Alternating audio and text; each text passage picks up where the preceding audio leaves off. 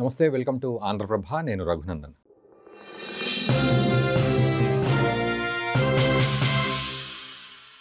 మనతో పాటు దేవీపురం శిల్పి గోపాలాచారి గారు ఉన్నారు.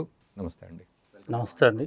సో ఇప్పుడు మీరు చెప్పే ఈ శ్రీచక్ర మేరు యంత్రము ఎంత పర్ఫెక్ట్గా తయారు చేయడం జరిగింది, ఎట్లాంటి మెటీరియల్తో తయారు చేయడం జరిగింది, ఏది ఇంపార్టెంట్? ఏమంటే మాకు చూడండి, అమ్మవారి యొక్క లీల, నేను దేవీపురంలో గురువు దగ్గర శ్రీచక్ర సాధన, శ్రీచక్ర నిర్మాణము ఇవన్నీ శిక్షణ పొంది వచ్చినా కూడా చాలా కష్టపడి చేయడమే అవుతుంది.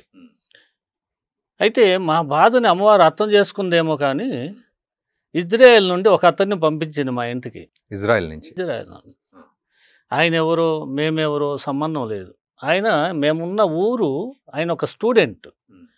అక్కడ ప్రాక్టికల్ కోసం వచ్చాడట ఆయన. అక్కడ ఉండే లొకేషను, దాని గురించి హిస్టరీ, ఆ గోల్డ్ మైన్స్ అంటే దీని గురించి నేర్చుకోవడానికి వచ్చి ఆయన అక్కడ తీసిన ఫోటోల్ని అదేదో మోల్డ్ తయారు చేస్తాడు ఆయన రబ్బర్ తోటి. ఆ ఫోటోలు తీయడం, దాన్ని కంప్యూటర్లో పెట్టి 3D చేయడం, దాన్ని మోల్డ్ చేసి దాన్ని మెటల్ మోల్డ్ చేయాలని చాలామందిని అడిగితే ఎవరు అతనికి కరెక్ట్ అయిన అడ్రస్ ఇవ్వకపోతే ఆఖరికి ఒక జైన్ కుర్రాన్ని పట్టుకొని, మార్వాడి కుర్రాన్ని పట్టుకొని నా అడ్రస్ తీసుకొని మా ఇంటికి వచ్చాడు. వచ్చి ఇంకా నన్ను చూసి ఆయన ఏమన్నాడంటే, ఇంకా ఈ ఊళ్ళోనే కాదు, మీ అంత గొప్పవాళ్ళు ఎవరు నాకు కనిపించలేదు అన్నాడు. అతని ఉద్దేశం ఏమో నాకు తెలియదు. ఎందుకో అని అడిగితే, లేదు ఇంత విద్యలు ఉన్నాయి మీ దగ్గర, దీనికి నేను కొంత సాయం చేస్తాను అన్నాడు. ఏ విధంగా అంటే, మీ దగ్గర కంప్యూటర్ ఉందా అన్నాడు. ఉంది. ఎవరు ఆ కంప్యూటర్ ఆపరేట్ చేస్తాడంటే మా అబ్బాయి అని. మా అబ్బాయిని పరిచయం చేస్తే తీసుకెళ్ళి ఆ రోజు నుండి 4 రోజులు మా ఇంట్లోనే ఉండిపోయాడు అతను. ఓకే. అతను నేర్పాడండి మాకు శ్రీయంత్రం కంప్యూటర్లో ఎలా డ్రా చేయాలో. ఇది దాదాపు 2 సంవత్సరాల కోర్స్ అది. అలాంటి దాన్ని నెలలో నేర్పాడు మా అబ్బాయికి.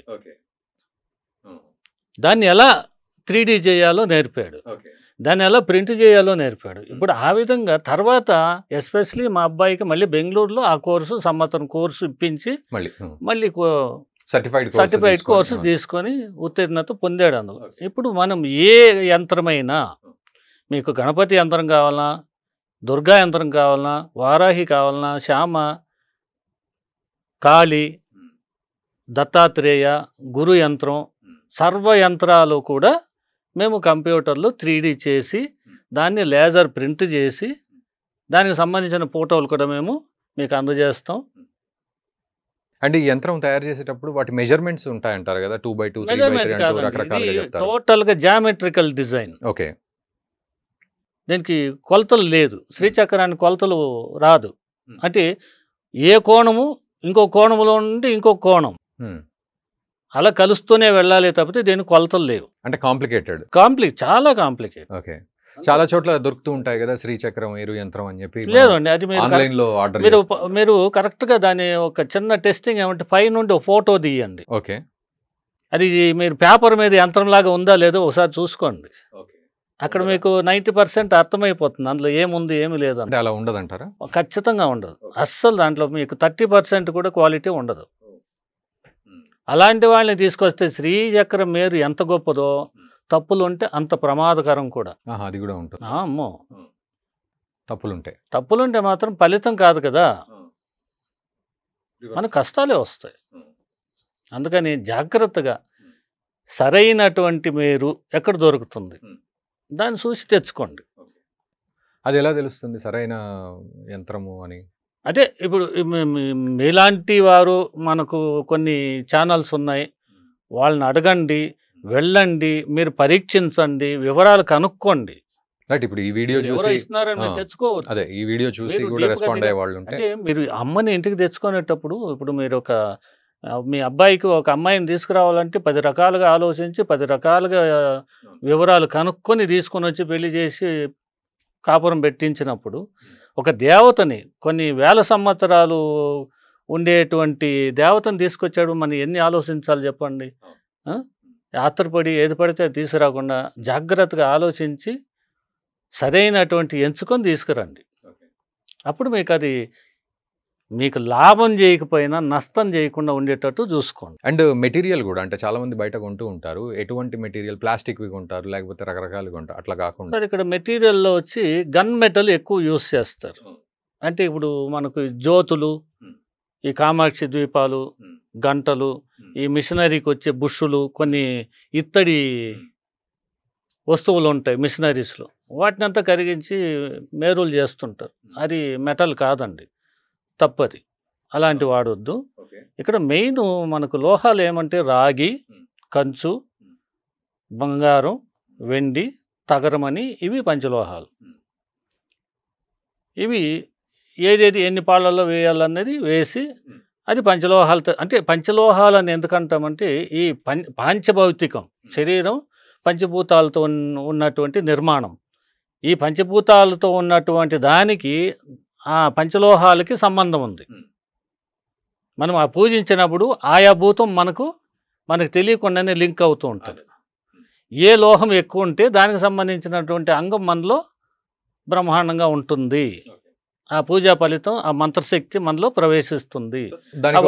ఉంది. ఇప్పుడు ఈ పంచలోహాలకు ఫార్ములా ఉంది, దానికి అర్థము ఉంది. మన శరీరానికి పంచలోహాలకి చాలా దగ్గర సంబంధం. సో ఎక్కువ కాస్ట్లీ అయిపోతుంది కదా, చిన్నదే పెద్ద తక్కువే చేసుకోండి. మీరు బంగారు ఎక్కువ రేట్ ఎక్కువ కాబట్టి దాన్ని తక్కువ పర్సెంటేజ్ చేసుకోండి. ఓకే. ఇప్పుడు నాకు తెలిసి మన హైదరాబాద్లో మొన్న ఒక ముగ్గురికి చేసి ఇచ్చాం. ఓకే. వాళ్ళు 10 గ్రాములు ఒక యంత్రానికి చొప్పున ₹1,00,000 ఇదే మేరు ₹1,00,000 ఇచ్చి చేయించుకున్నారు. వాళ్ళ స్తోమత అలాగుంది. కానీ మీ స్తోమతను బట్టి తక్కువ చేసుకోండి. అదే అంటే ఇప్పుడు మీ ఇంట్లో కేజీ బంగారు ఉందంటే మీకు ₹1,00,00,000 ఇట్లా ఉన్నట్టు. మళ్ళీ మాకు కేజీ వద్దండి, 1 గ్రాము చాలంటే 10,000 ఉంటుంది మీ ఇంట్లో. కాకపోతే మాత్రం దానికి తగిన ఫలితం ఉంటుంది. మళ్ళీ అంటే నువ్వు బంగారం తక్కువ వాడావు కాబట్టి ఫలితం తక్కువ ఉంటుంది అని కాదు. ఓకే. అంటే దానికి తగినటువంటి వాల్యూనే వస్తుంది కదా, ఎవరైనా వాల్యూ కడతారు. అంటే ఫలితాన్ని బట్టి, మెటీరియల్ని బట్టి ఫలితం కాదు, సాధన బట్టి ఫలితం పెరుగుతుంది. అంటే పంచలోహాలు అనేది వాళ్ళ గొప్పతనం కాబట్టి వాళ్ళు గొప్పగా వేసుకుంటారు, తక్కువ ఉన్న వాళ్ళు తక్కువగానే చేసుకుంటారు. అది తప్పేం కాదు. అంటే 5 లోహాలు ఉండడమే ధర్మం. ఓకే. 5 ఉంటేనే మనకు అది పూజకి పనికొస్తుంది. కానీ మార్కెట్లో దొరికే వాటిలో ఇవేమి ఉండవు. ఒకే ఒక లోహంతో చేస్తారు. అండ్ మీరు అన్న కోణాలు కూడా అన్ని కోణాలు రావు మార్కెట్లో చేసేదాన్ని. లేదండి, ఆ ఫోటో తప్పకుండా రాదు. ఫోటో తీస్తే అక్కడ ఇది చాలా కాంప్లికేటెడ్. ఒక కోణాలని చిత్రీకరించడం అంత సులువు కాదు. సో మీరు ఎంతకాలం నుంచి చేస్తున్నారు ఈ యంత్రాలను? నేను 35 సంవత్సరాలుగా చేస్తానండి. వంశపారంపర్యంగా వస్తుంది? వంశపారంపర్యం ఏమి లేదు. నేను ఎస్పెషలీ దేవిపురము వెళ్ళిన తర్వాత అక్కడ శ్రీ విద్యలో ఈ ఉత్తీర్ణత పొందాం. అంటే అంతకుముందు శ్రీచక్రం అనేది ఏదో మాకు కొంతవరకు పరిచయం ఉండేదే కానీ ఇంత కరెక్ట్గా, ఇంత డీప్గా శ్రీయంత్రం అనేటువంటి విద్య, శ్రీ విద్య కానీ, శ్రీచక్రం చేసే పద్ధతి కానీ నేర్పిన ఏకైక వ్యక్తి మా గురూజీ. ఓకే. చాలామంది నాలైపులో ఇలాంటి స్వామీజీలు అంటాం కదా, చాలామంది వచ్చి వెళ్ళిపోయారు, అంత దొంగలే. ఇక్కడేమంటే గురువు అంటే ఏమి, అసలు సాధకుడు అంటే ఏమి, నకసిక పర్యంతం అంటే బటన్ వేల నుండి తల వరకు కూడా తెల్లని స్వరూపం, స్వచ్ఛమైన మనస్సు, తెల్లని ఆకారం మా గురువులు. ఇంకా లేరు, ఇంతకుముందు లేరు, ఇప్పుడు ఇంకా లేదు, మనకి ఫ్యూచర్లో కూడా అలాంటి వాళ్ళు రారని మా నమ్మకం. అంత గొప్ప వ్యక్తి మా గురూజీ. మీరు దేవాలయం కూడా కడుతున్నాను అని అన్నారు. సో దాని అవునండి. తర్వాత మా గురూజీ సంకల్పం చేత మా గురూజీ ఏమన్నారు, నా యొక్క పనితనం, నా విద్య, నేను చేసే విధానం అంతా చూసి నువ్వు కూడా ఒక దేవాలయం కడతారు అన్నారు. ఆయన కట్టమని లేదు, కడతారు అనేసారు. ఏకంగా ఆన్సరే వచ్చింది. నిర్ణయమే చేశాను, నువ్వు కూడా దేవాలయం కడతావు, నేను ఉంటాను, నేను చూసుకుంటాను. ఆయన కూడా కొన్ని ప్లాన్లు ఇచ్చారు నాకు. అంటే గురూజీ కట్టినటువంటి శ్రీచక్ర ఆలయం వచ్చేసి అర్ధమేరు, పూర్ణమేరు కట్టలేదు. ఇప్పుడు ఇలా లేదు, ఇప్పుడు మనకి పూర్ణమేరు లేరు. పూర్ణమేరు అంటే ఈ భూపురత్రయము, ఈ షోడశ దళాలు, అష్టదళాలు భూమిలోనే చూపించారు. ఇది మేరు ఆకారంలో తీసుకురాలేదు, కోణాలు మాత్రమే ఆకారం చూపించారు. కాబట్టి గురూజీ అన్నారు, ఇది పూర్ణ ఆలయం కట్టాలయ్యా, నువ్వు కట్టు, నేను ఉంటాను నీకు తోడుగా అన్నారు. నేను దాన్ని కట్టడానికి భూమిని కొని 10 సంవత్సరాలు పట్టింది. భూమిని కొని తయారు చేసుకోవడానికి నేను సిద్ధం అవ్వడానికి 10 సంవత్సరాలు పట్టింది. ఆ సరికి మా గురూజీ భౌతికంగా మాకు దూరమయ్యారు. ఇప్పుడు నేను ఒంటరివాడిని అయిపోయాను. ఇక శ్రీచక్ర ఆలయం కట్టే స్తోమత లేక నేను రాజరాజేశ్వరి ఆలయం కడదామని ఒక విరాటపురం అని ఒక ఊరు నేనే పేరు పెట్టి ఒక ఎకరము భూమి కొని ఆ భూమిలో ఒక దేవాలయం కడుతున్నాను. 6 సంవత్సరాలుగా ఒక్కడినే పోరాడుతున్నాను. నాకెవరు తోడు లేదు, ఏమాత్రం సపోర్ట్ లేదు. నేను సంపాదించిన ప్రతి రూపాయి కూడా అమ్మవారికే, దేవాలయానికి అమ్మవారి సేవకే వినియోగిస్తున్నాను. అమ్మ ఏ దారి చూపిస్తుందో దానికి నేను బద్ధుడై ఉంటాను. తప్పకుండా దారి దొరుకుతుంది. దొరుకుతుంది తప్పకుండా. అంత పెద్ద అంటే నా యొక్క స్టేజ్కి, నా లెవెల్కి, నా అర్హతకి అంత పెద్ద ప్రాజెక్ట్ చేస్తాను నేను జన్మలో అనుకోలేదు. అంటే మీరు స్టార్టింగ్లో అన్నారు కదా, అంటే మనము అమ్మవారిని పట్టుకోవడం కదా, అమ్మవారే మనల్ని పట్టుకుంటే అన్ని చేస్తారు. అదే గురూజీ అన్నారు, నువ్వు చేస్తావని. అందుకే అన్నారు ఆయన, నువ్వు చేస్తావంటే అమ్మ నేను పట్టుకుందని ఆయన ఉద్దేశం ఆయనకు తెలిసి ఉంటుంది. అందుకే ఆ మాట అన్నారు ఆయన.